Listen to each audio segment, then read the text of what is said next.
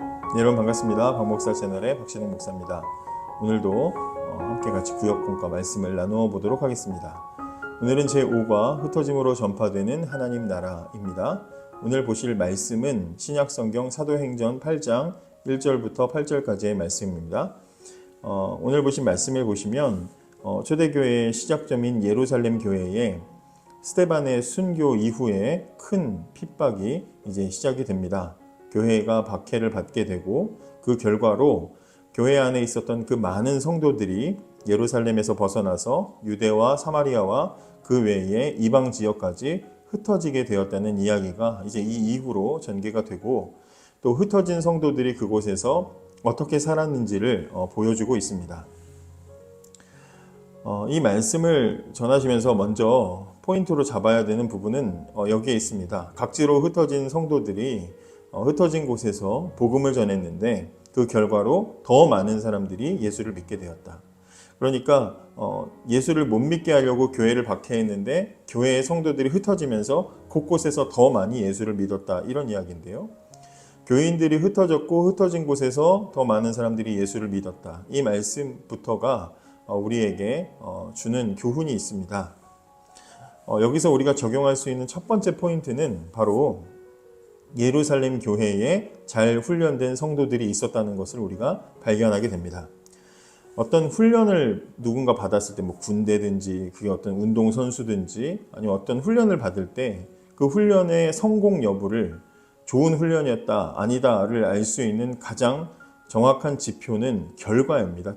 결과가 어땠느냐입니다. 박해가 시작되기 전에 예루살렘 교회에는 많은 성도들이 있었습니다. 우리가 지금까지 몇 주의 시간을 걸쳐서 살펴보았죠. 그들은 사도들을 통해서 나오는 큰 권능의 부활의 말씀을 듣기 위해서 날마다 모이기에 힘썼고 서로를 진심으로 섬기고 돌보았다는 것을 우리가 잘 압니다. 예루살렘 교회에 박해가 시작이 되었고 성도들이 각지로 흩어졌는데 성도들이 새롭게 정착한 곳에 흡수되어서, 보통은 그렇죠. 정착된 곳에 흡수되고 그래서 그동안 배웠던 거 다 잊어버리고, 이게 보통 그렇지 않습니까? 그런데 오히려 이 성도들은 가는 곳마다 변화된 삶을 보여주어서 주목받았고, 그리고 다른 사람들에게 그 변화된 삶에 영향을 끼치게 되는 그런 결과가 나타났다는 것입니다. 그래서 결과적으로는 그들을 통해서 전해진 복음을 사람들이 듣고 믿었다는 거죠. 사람들의 삶이 본받을만 하기 때문에 그들을 따랐을 것이고, 전혀 모르는 지역에서 만난 사람들이라도 그들을 따르고 그들이 전하는 복음을 받아들였다는 것은 그들의 삶에서 변화된 모습들이 나타났기 때문이라는 겁니다. 그래서 이 말씀을 우리가 먼저 살펴보면서 성령 충만한 교회는 언제나 잘 훈련된 성도들을 배출하고, 그리고 잘 훈련된 성도들은 어디서든지 새로운 그리스도의 공동체를 세우는 아름다운 순환이 발생했다는 것을 우리가 발견할 수 있게 되는 것이죠. 그래서 우리가 이 사도행전 8장을 말씀을 나누면서 첫 번째로 우리가 이야기해야 될 부분들이 바로 여기 있는 겁니다. 좋은 신앙생활은 그 자체로 우리를 훈련시킨다는 것입니다. 특별히 무슨 교회 안에 훈련 프로그램을 만들고 어떤 목적을 두고 교육을 받는 그런 일들이 없어도, 초대교회는 그런 것들이 없었지만 그럼에도 불구하고 신자가 열심히 말씀을 중심으로 성령을 따라서 생활한다면 그 자체가 이미 우수한 훈련이 되어서 어디로 가든지 그를 통하여서 좋은 결과, 좋은 영향력을 끼칠 수 있게 된다는 것이 우리가 첫 번째로 적용할 수 있는, 사도행전 8장에서 적용할 수 있는 포인트라고 생각합니다. 그래서 우리 구역 강사님들께서 이 말씀을 나누시면서 빌립의 이야기를 본격적으로 시작하시기 전에 교회 안에 핍박이 일어났다는 이야기를 먼저 이야기하실 때 이 부분을 우리가 이야기한다면 그것도 굉장히 좋은 적용과 접근이 될 수 있을 거라고 생각합니다. 성령에 충만한 교회, 말씀을 중심으로 살아가는 성도들에게는 그 신앙생활 자체가 훈련이 되고 그것은 다른 사람들에게도 영향을 끼치는 좋은 결과를 가져오게 된다라는 것이죠. 자, 사도행전은 항상 우리가 사도행전을 생각할 때, 제가 학교에서도 이 사도행전을 가지고 공부를 할 때도 사도행전 1장 8절을 중심으로 항상 생각하도록 그렇게 교육을 받았습니다. 우리가 사도행전을 읽을 때도 항상 사도행전 1장 8절을 중심으로 우리가 생각을 해봐야 됩니다. 사도행전 1장 8절에 예수님께서 하신 약속이 있습니다. 성령이 너희에게 임하시면 너희가 권능을 받고 예루살렘과 온 유대와 사마리아와 땅끝까지 이르러 내 증인이 되리라 말씀하셨죠. 그래서 예수님께서 하신 그 약속이 이루어지는 것을 순차적으로 누가가 기록하면서 그 순차적으로 그것을 보여주고 있는 것을 우리가 사도행전을 읽어나가면서 발견하게 됩니다. 예수님께서 약속하신 대로 성령님께서 오순절에 오셨고 많은 사람들이 예루살렘 교회로 모이게 되었다고 성경이 증언해주고 있습니다. 그런데 원래의 말씀대로라면 예루살렘에 이제 모였으니까 이제 온 유대, 사마리아 그리고 이방 지역까지 빨리빨리 전개가 돼야 될 것 같지만 우리가 이렇게 말씀을 본 바로 사도들이 아마 예루살렘 교회가 포화 상태가 될 때까지도 아직 외부에 더 다른 지역까지도 복음을 전하는 부분들을 좀 주저하고 있었던 것이 아닌가 이렇게 생각이 듭니다. 그러니까 유대인들의 입장에서 전통적인 유대인들의 입장에서 외부 사람들, 사마리아 아니면 또 멀리는 이방인들까지 그들이 복음을 듣고 그들이 복음을 받아들인다? 이것이 그들에게는 쉽게 이해되지 않는 일일 수도 있다는 것이죠. 그런데 바로 이때에 스데반의 순교를 기점으로 교회 안에 박해가 일어났고 그리고 성도들이 각 지역으로 흩어졌는데 이것을 이제 누가가 어떻게 기록하는지를 보시기 바랍니다. 1절에 보시면 그날에 예루살렘에 있는 교회에 큰 핍박이 나서 사도 외에는 다 유대와 사마리아와 모든 땅으로 흩어지니라. 지금까지 사도들부터 시작했는데 사람들이 엄청나게 많이 모였죠. 막 구제가 필요할 정도로 사람을 세워야 될 정도로 사람들이 많이 모였는데 어느 순간에 박해가 일어나니까 그 사도 빼고는 다 흩어져 버린 겁니다. 그런데 누가가 이것을 기록할 때 뭐라고 기록합니까? 예루살렘에 있던 성도들이 어디로 갔다 그럽니까? 유대와 사마리아로 흩어졌다라고 기록을 합니다. 그리고 4절에 그 흩어진 사람들이 두루 다님에 복음의 말씀을 전할세 이렇게 말하고 있습니다. 여기서 흩어졌다 이 단어는 씨를 뿌린다, 씨를 흩뿌리는 것과 동일한 단어를 사용하고 있습니다. 씨를 뭉쳐있는 씨를 뿌리죠. 씨를 뿌리는 것은 이 뭉쳐있는 씨 입장에서는 가져가고 파괴되는 행위로 보입니다. 핍박과 박해로 보여요. 그러나 결과적으로는 어떻습니까? 목적이 뭡니까?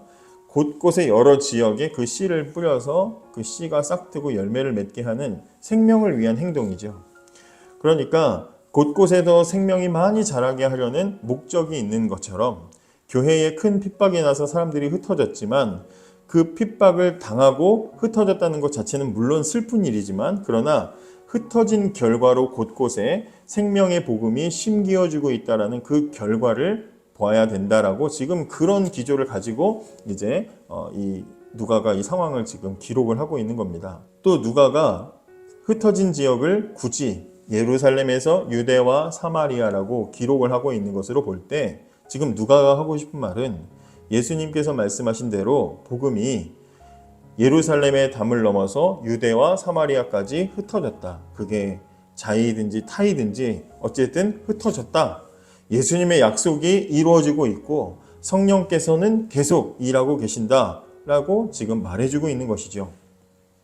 이어서 이제 본문은 흩어진 성도들이 복음의 씨앗으로서 어떻게 복음을 전했는지 그것을 자세하게 소개하고 있는데 그 흩어진 복음의 씨앗의 대표적인 인물로 빌립을 소개하고 있는 것입니다. 빌립도 역시 교회 안에서는 구제를 담당하기 위해서 세워진 7 일꾼 중에 한 사람이었습니다. 그런데 빌립도 스데반처럼 교회 안에서는 일꾼으로서 직분을 감당했지만 교회 밖에서는 열심히 복음을 전했던 그런 사람이죠. 그러니까 초대교회의 성도들은 보편적으로 그렇게 살았다고 우리가 볼 수 있습니다. 그런데 이 빌립도 박해를 피해서 사마리아로 들어가게 됩니다.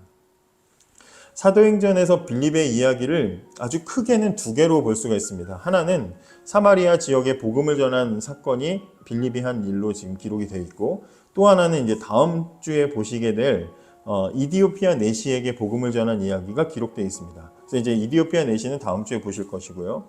사마리아에 빌립이 복음을 전했는데 오늘 이 8장에 사도행전 8장에 사마리아의 복음을 전한 이야기도 크게 두 덩어리로 나누어서 볼 수가 있습니다. 첫째는 빌립이 사마리아의 복음을 전했는데 그때 병 고치는 능력이 강하게 나타났다. 기적과 함께 이적과 함께 복음이 전해졌다는 이야기. 그리고 또 하나는 그 사마리아의 사람들이 예수를 믿게 되는 것을 듣고 예루살렘 교회에서 사도들을 파견하게 되는데 그 사도들을 파견된 사도들을 통해서 그곳에서도 성령님이 오시더라. 이런 이야기로 두 개로 이 사건을 우리가 나누어서 볼 수가 있습니다.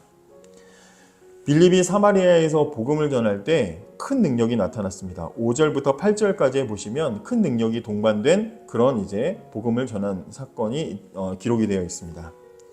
원래 사마리아라는 지역은 잘 아시겠지만 유대인들이 혼혈 민족이라는 이유로 배척하던 그런 지역이었습니다. 그런데 하나님께서는 하나님의 강력한 능력이 빌립을 사마리아까지 보냈고 그리고 빌립이 복음을 전할 때 병 고치는 능력이 함께 나타났다라고 지금 기록이 되어 있죠.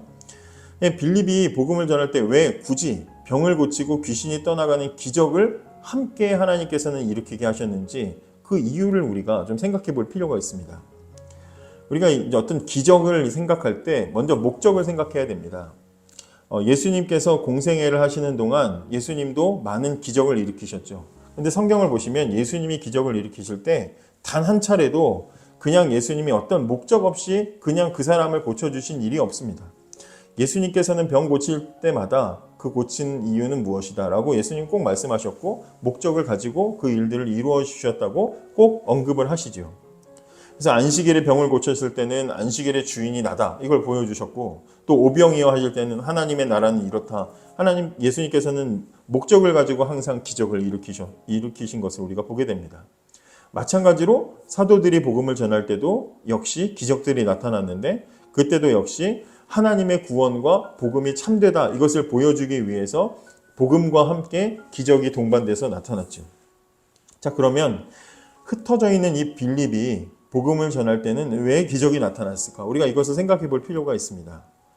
이것은 아마도 본문 그 이후에 오늘 우리가 읽은 말씀 그 이후에 보면 사마리아에 살던 마술사 시몬의 이야기가 나오는데 그 시몬의 영향이 있었다라는 것을 생각해 볼 수가 있습니다. 9절부터 13절에 보시면 그 성에 시몬이라고 하는 사람이 있어 마술을 행했는데 사마리아 백성들을 놀라게 했고 그리고 자칭 큰 자라고 불렀다 이렇게 말합니다. 당시 그러니까 사마리아 성 안에는 마술사 시몬이라고 불리우는 사람이 있었는데 영향력을 가지고 있었다는 거죠. 우리가 볼 때 마술사 시몬 이러니까 좀 뭔가 웃기는 사람처럼 느껴지는데 그게 아니라 자신을 큰 자라고 불렀고 오늘 말씀해 보면 10절에는 낮은 사람부터 높은 사람까지 다 그 사람을 인정하고 그 능력에 눌려 있었고 하나님의 능력의 사자로 그렇게 인식을 했던 그런 사람으로 지금 보여집니다. 그러니까 온 사마리아 성에 있는 사람들이 다 마술사 시몬이라고 하는 자칭 그 큰 사람을 굉장히 위대한 하나님의 어떤 인물로 보여졌고 영적인 인물로 여기고 있었고 그 기세에 그 영적인 기세에 눌려 있었다는 것이죠. 집단적으로 그런 상황에 처해 있었다는 것입니다. 그런 곳에 지금 빌립이 복음을 들고 들어갔습니다. 물론 하나님 말씀으로 그냥 전할 때에도 하나님께서는 일하시겠지만 그러나 하나님은 그 빌립이 사마리아에서 복음을 전할 때 그를 만나는 환경에 맞게 가장 알맞은 능력을 함께 나타나게 하시는 것이죠. 그것이 바로 놀라운 치유의 능력으로 나타난 것입니다. 그러니까 빌립이 복음을 전하면서 또 치유의 능력을 나타내니까 그것을 목격하고 경험한 사람들이 마음의 변화가 일어나게 되죠. 이것은 이제 바울이 멜리데 섬에서 이제 불을 위에 이렇게 나무를 던질 때 뱀이 그 손을 물지 않습니까? 그러니까 그 전까지는 사람들이 시큰둥했다가 뱀에 물렸는데도 바울이 죽지 않는 이적이 나타나니까 바울에 대해서 굉장히 이제 그 태도가 달라지는 것처럼 하나님께서는 시기적절하게 목적을 가지고 그 이적을 일으키시는 것이지 그냥 아무렇게나 그냥 기적들이 나타나는 게 아니라는 것이죠. 그런 관점으로 우리가 이 말씀을 볼 필요가 있다는 것입니다. 그러니까 이제 사마리아 사람들이 이전까지 마술사 시몬이 보여줬던 뭔가 속임수겠죠. 속임수 같은 것을 보면서 대단한 사람이다 생각했는데 빌립이 나타나가지고 막 기적을 일으키고 병 고치고 귀신 쫓아내고 막 그냥 그런 일들이 막 일어나는 것을 보니까 이전에 자기들이 속았던 그 시몬에 대해서 이제 가려졌던 그 눈이 이제 떠지게 되고 이제 사람들이 자신들이 찾아야 될 길이 무엇인지를 이제 깨닫게 되는 거죠. 그때 빌립이 복음을 제시하는 겁니다. 예수를 따르라고 전하는 겁니다. 이제 이것이 첫 번째 부분이고요. 또 하나는 빌립이 사마리아에서 전도한 이후에 성령께서 이제 강림하신 장면이 있습니다. 8장 14절에서 15절에 보시면 예루살렘에 있는 사도들이 사마리아도 하나님의 말씀을 받았다함을 듣고 베드로와 요한을 보내매 그들이 내려가서 저희를 위하여 성령 받기를 기도하니 이렇게 되어 있습니다. 사마리아 사람들이 복음을 받아들였다는 소식은 예루살렘 교회에서도 굉장히 큰 관심을 받게 되었습니다. 교회는 빠르게 베드로와 요한을 사마리아에 보냅니다. 그리고 두 사람은 사마리아 사람들에게도 성령님이 오시기를 기도했습니다. 근데 이제 여기서 우리가 조심해야 될 부분이 있습니다. 우리 강사님들도 이 말씀을 나누실 때 조심해야 될 부분이 있는데 그게 뭐냐면 사실은 지금 우리 공과가 이 부분을 함께 같이 다루면서 이것을 정리하고 넘어갔어야 되는데 이건 하지 않고 이디오피아 내시로 바로 넘어가는 것은 조금 아쉬운 부분이 있습니다. 어떤 부분을 조심하셔야 되냐면 16절과 17절을 보시면 이는 아직 한 사람에게도 성령 내리신 일이 없고 오직 주 예수의 이름으로 세례만 받을 뿐이러라. 이에 두 사도가 저희에게 안수함에 성령을 받는지라. 여기서 이제 이 부분을 잘못 이해하게 되면 빌립이 전한 복음은 아직 부족해서 아직 물세례만 예수님 이름으로 받았는데 그 후에 사도들이 와가지고 성령 충만한 거룩한 사도들이 와가지고 성령 세례를 주었을 때 이 사람들이 이제 진짜 구원을 받은 거구나. 그러니까 성령 세례를 받아야 구원받는다. 뭐 이런 식으로 해석을 할 수 있습니다. 이게 잘못된 해석이라는 거죠. 빌립이 복음을 전했고요. 그 복음의 능력이 같이 나타났습니다. 그리고 빌립이 복음을 전할 때 사람들이 예수의 이름으로 세례를 받았습니다. 그러면 이미 예수 이름으로 세례를 받았을 때 그것이 물세례든지 뭐든지 이미 구원받은 자의 삶이 시작되는 거죠. 그렇죠? 복음이 들리고 믿어지는 일은 누가 하시는 겁니까? 성령께서 하시는 일입니다. 빌립이 복음을 전할 때 성령님이 그곳에 역사하셨기 때문에 사마리아 사람들이 큰 자라고 불리었던 시몬에게서 홀려있던 그 눈이 떠지고 예수님을 믿게 된 것이죠. 성령님이 하시는 일이라는 것입니다. 그리고 빌립이 복음을 전할 때 많은 이적이 일어났죠. 그 이적도 빌립의 능력이 아니라 성령님께서 하시는 일입니다. 그러니까 이미 그곳에 성령님은 계신 것이죠. 성령의 역사는 이미 일어나고 있었던 겁니다. 그러면 도대체 왜 성경은 헷갈리게 베드로와 요한이 거기 가서 안수했을 때 성령을 받았다라고 이야기할까요? 여기서 우리가 오해하지 말아야 될 것은 안수가 뭐냐는 겁니다. 안수는 제가 가진 능력을 전해주는 게 아닙니다. 무슨 손이 전기줄도 아니고 전해주는 게 아닙니다. 안수를 통해서 베드로의 손에서 성령이 사마리아 사람들에게 쫙 전해진 것이 아니라 이겁니다. 안수의 행위는 능력을 나눠주는 것이 아니라 안수를 한다는 것은 증인으로서 내가 보증합니다라는 의미가 거기에 담겨 있습니다. 저도 이제 목사 안수를 받을 때 제 선배 목사님들, 우리 노예의 어르신 목사님들께서 안수를 해주셨습니다. 그러면 좋은 위대한 목사님, 큰 대단한 영적인 그런 목사님들이 해주시면 더 능력을 받는 겁니까? 그거 아니잖아요, 그죠? 우리 교회에서도 장로님들, 집사님, 피택 장로님들 받으실 때 안수 받으시잖아요. 안수 받으시면 노예 목사님들이 올라오셔서 장로님 머리에 안수를 합니다. 그럼 노예 목사님들의 능력이 장로님에게 임하시는 겁니까? 그거 아니죠. 그게 무슨 행동입니까? 교회를 대표하는 목사님이 안수 받으시는 그 분을 교회의 장로로 하나님 앞에서 보증하는 증인으로서 그곳에 계시는 거죠. 마찬가지로 베드로와 요한이 참석했습니다. 베드로 혼자 간 게 아니고 베드로와 요한 묶었습니다. 예루살렘 교회를 상징하죠. 교회를 상징하는 사람들이 그곳에 갔습니다. 교회의 대표로, 특별히 예루살렘 교회의 대표로 그 자리에 지금 가 있는 겁니다. 사마리아 교회가 이제 그곳에 복음이 전해지고 교회가 형성이 됐습니다. 근데 그 교회가 어떤 교회냐? 예루살렘 교회가 거기 가가지고 같은 예루살렘 교회와 사마리아 교회가 동일하신 한 분 성령님의 능력과 사역 안에서 우리는 같은 사명을 받았다는 것을 보증하는 증인으로서 거기 가서 안수한 겁니다. 그리고 그 순간에 마치 성경은 묘사하고 있지 않지만 오순절 성령님께서 다락방에 임하신 것과 같은 확실하고 놀라운 방식으로 분명히 성령님께서 그곳에 나타나셨을 겁니다. 그래서 그 사건을 통해서 비로소 뭐가 됩니까? 두 교회가 한 성령 안에 있다. 하나의 교회다. 하나의 사명을 받은 공동체다. 한 가족이다라는 것이 입증이 되고 증명이 되는 것입니다. 그러므로 이제 예루살렘 교회가 땅끝까지 예수의 복음을 전할 사명을 가진 것처럼 사마리아 교회도 똑같이 땅끝까지 복음을 전할 사명을 가지게 되었다는 것이 이 사건을 통해서 보여지는 그런 장면이라고 할 수 있는 것입니다. 하나님께서는 사마리아뿐만 아니라 흩어진 성도들이 살아가는 모든 곳에서 한 성령 아래 교회가 세워지게 하시고 같은 사명으로 나아가도록 인도하고 계신다는 것이 사도행전 8장이 우리에게 보여주고 있는 장면인 것이죠.